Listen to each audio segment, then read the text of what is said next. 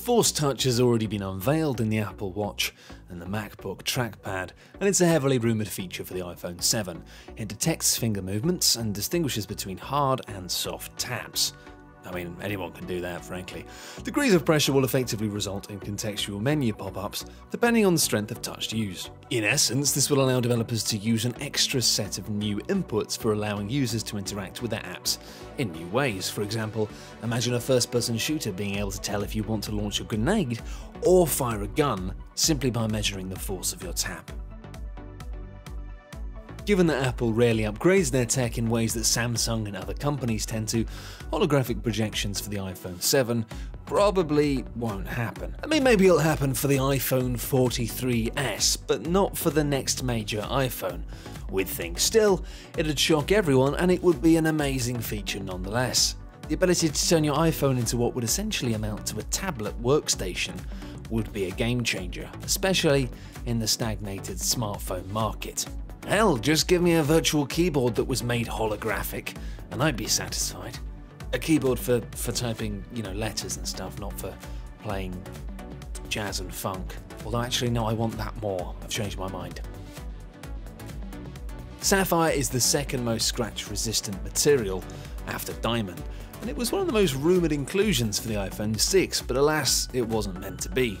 It's the most durable display any smartphone could have, and it's one of the more likely features that the iPhone 7 may offer.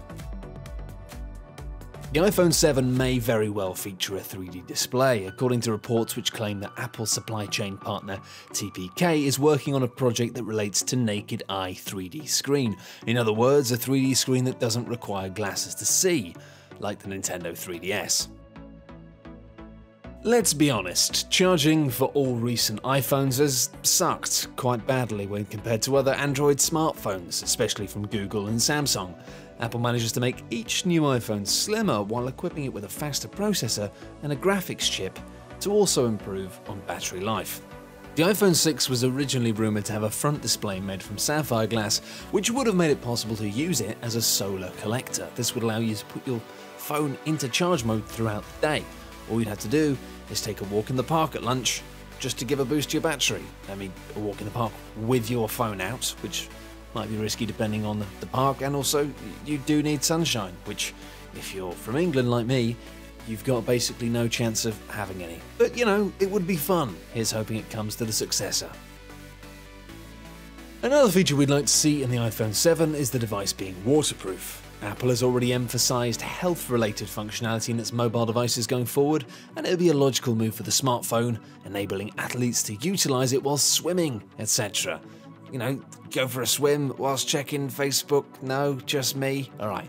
Since the iPhone has no removable back panel, the ports should be the only thing that need to be sealed off. And considering the fact the latest MacBook seems to be decreasing the number of ports and entries on it, maybe it just won't be any pretty damn soon.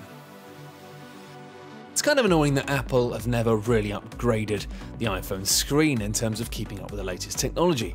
With the iPhone 7, we're expecting the company to deliver a possible 4K iPhone 7 Plus phablet, or at the very least a Quad HD iPhone 7 Plus and a Full HD iPhone 7.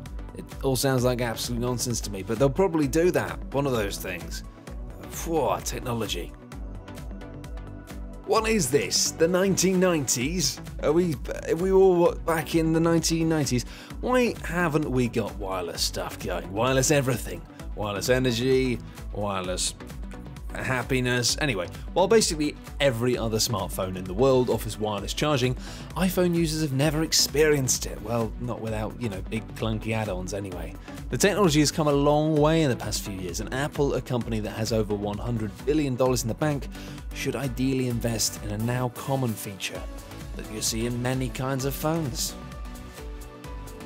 We understand this being implemented in the iPhone 7 is a little bit far-fetched, but it's still a possibility, after Apple created a patent for basically a joystick version of the Apple Home button. The button would essentially expand into a mini joystick that could be moved around in order to control various activities on the screen.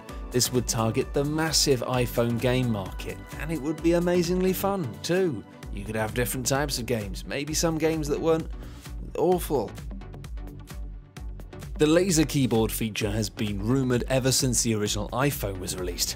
Imagine the iPhone 7 comes equipped with a laser keyboard and, better yet, a holographic projector. Now we're talking. It may be a long way away, but at least Apple acknowledges that there's some appeal here. They have a patent for a projected keyboard showing how the system might work with a laser projected keyboard built into an iPad. Maybe one day, my personal dream of playing Grand Theft Auto 6 anywhere via the iPhone 7 whilst playing jazz music on a holographic keyboard with a joystick feature and an inbuilt projector could become the reality that currently is just a dream. But knowing Apple and the fact that that's kind of ridiculous, probably not.